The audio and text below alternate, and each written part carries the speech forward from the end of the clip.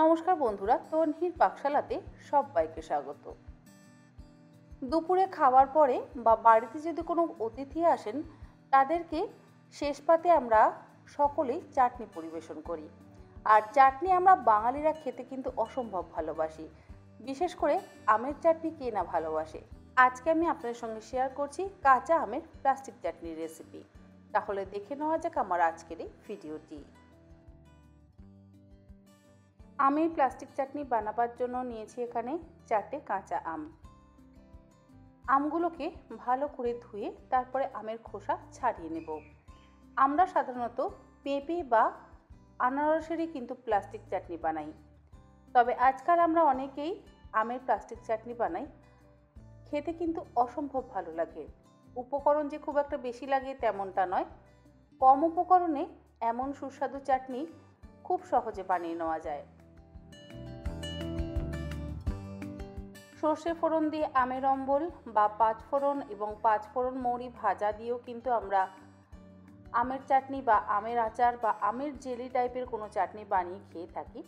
কিন্তু এই আমের প্লাস্টিক চাটনি বানানো কিন্তু ভীষণই সহজ।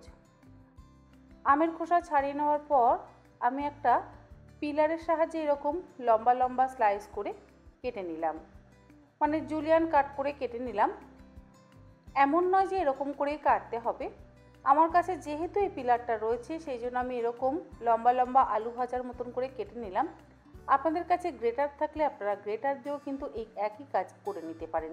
যেরকম আমরা ঝুরি আলু ভাজা বানাবার জন্য গ্রেটার দিয়ে আলুগুলোকে কেটে নিই, ঠিক সেই রকমভাবেই আমটাকেও যদি আপনারা গ্রেটার দিয়ে কেটে নেন তাহলে এই একই রকম হবে।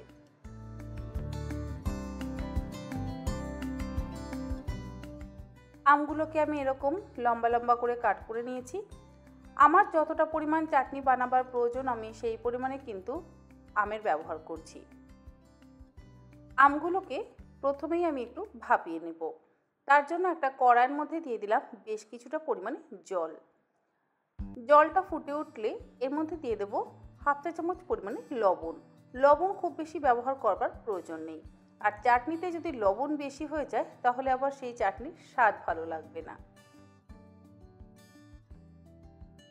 জলটা ফুটে উঠলে আমের টুকরোগুলো দিয়ে দেব। আমের টুকরোগুলো দেওয়ার পর গ্যাসের ফ্লেমটাকে হাইতে করে দিয়ে 2 থেকে 3 মিনিট ফুটিয়ে নেব। একদম নরম করে সেদ্ধ করবার কিন্তু একেবারেই প্রয়োজন নেই, শুধুমাত্র একটু ভাপিয়ে নরম করে নিতে হবে। আর বেশি গলে গেলে আবার সেই প্লাস্টিক চাটনি পারফেক্ট হবে না। 3 মিনিট ফুটিয়ে নেওয়ার পর গ্যাসের ফ্লেমটাকে আমি বন্ধ করে দিলাম।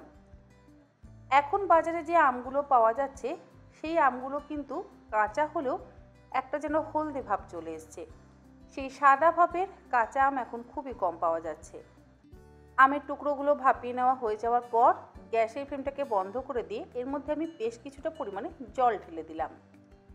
এবারে একটা কড়াইয়ের মধ্যে দিয়ে দিচ্ছি 1 কাপের থেকে একটু বেশি পরিমাণে জল, যেহেতু আমার আমের পরিমাণ বেশি। আর তার মধ্যে দিয়ে দিলাম 150 গ্রাম পরিমাণে মিশ্রি। আমি এখানে মিশ্রির ব্যবহার করছি, আপনারা চাইলে চিনির ব্যবহারও কিন্তু করতে পারেন। আমের টক ভাবের ওপর কিন্তু মিশ্রিটা নির্ভর করছে।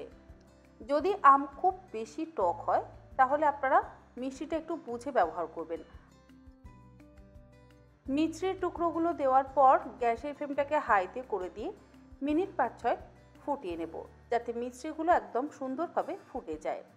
অপরদিকে আমগুলো দেখুন আমার কিন্তু খুব সুন্দরভাবে নরম হয়ে গেছে, গোটা গোটাও আছে, আবার সেদ্ধও হয়ে গেছে।